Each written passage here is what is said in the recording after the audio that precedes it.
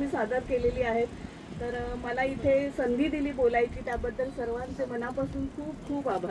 आगळो वेगळो कार्यक्रम मोरजे समुद्र किनारे फाटली 8 वर्सां चालू आसा। त्या संदर्भात मोरजे पंचायतन कला संस्था यांचे अभिनंदन। मुलांचे गुण त्यांचे क्रिएटिविटी यांका हातभार लावपाक ही संस्था वेगवेगळे कार्यक्रम आयोजित करते।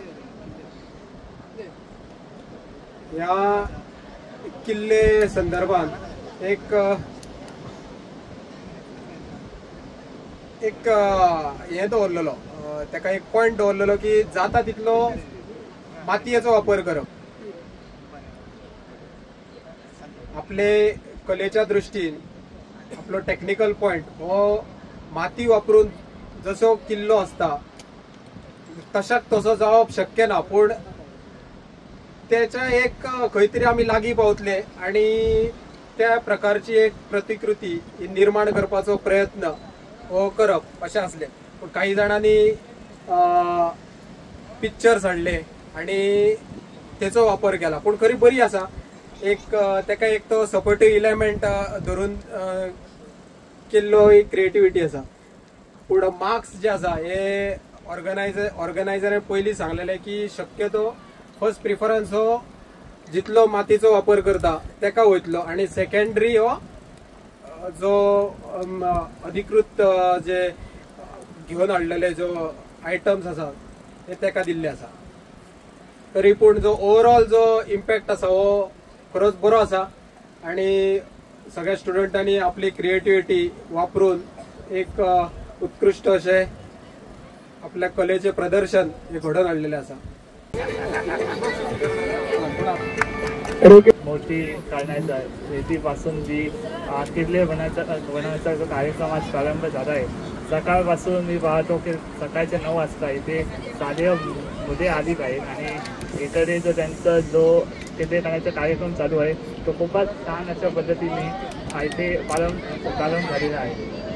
सगळ्यांपर्यंत अनिश कुमार कोके आणि त्यांचे वडील त्यांनी हे जे काही गेले 8 वर्षाचे 10 वर्षांनी जे राबवले ते कुठे ना कुठे त्याची चर्चा संबंध उवाभर झालेली पाहिजे आणि असल्या गोष्टी कधी आमच्या बिन्ने तालुक्याच्या बाहेर जात नाही। आमच्या बिन्ने तालुका पाहतो खूपसे कार्यक्रम होतात, पण याची स्तुती कुठे गोवा राज्यभरात होत नाही।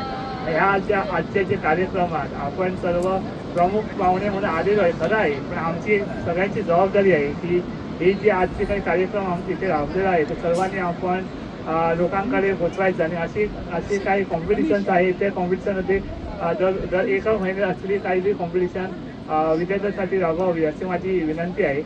त्याचबरोबर आज आपण पाहिलं की किल्ले जेव्हा आपण म्हणतो तर आपल्याला किल्ल्यामध्ये तर एक नाही तर 2 किल्ले माहीत असणार। आज कॉम्पिटिशनच्या माध्यमातून आमच्या विद्यार्थ्यांनी गुगलवर जाऊन किल्ले बघितले असणार, कोणत्या किल्ले, कोणत्या किल्ल्याचं नाव कुठलं, कोणत्या गावात तो किल्ला आहे, कोणत्या शहरात तो किल्ला आहे आणि त्या किल्ल्याचं वास्तव्य काय आहे हे जाणून घेत आहे।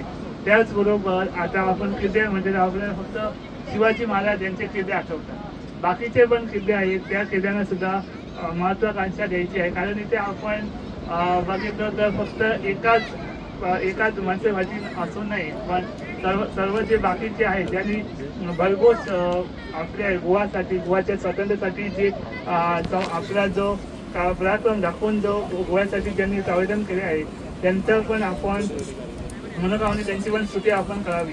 आजच्या यामध्ये आम्ही बघितलं की सकाळपासून जे मुले ज्यांना आपण डायमेन्शन बोललेलं होतं की त्या डायमेन्शनमध्ये तुम्ही तुमचं जो तुमचा किल्ला जो करा, आम्ही बघितलं की मुलांनी जागा सांडून तिथे म्हणजे 4 साईडने थोडी जागा सांडून प्रॉपर वेने कन्स्ट्रक्ट केले आपला किल्ला।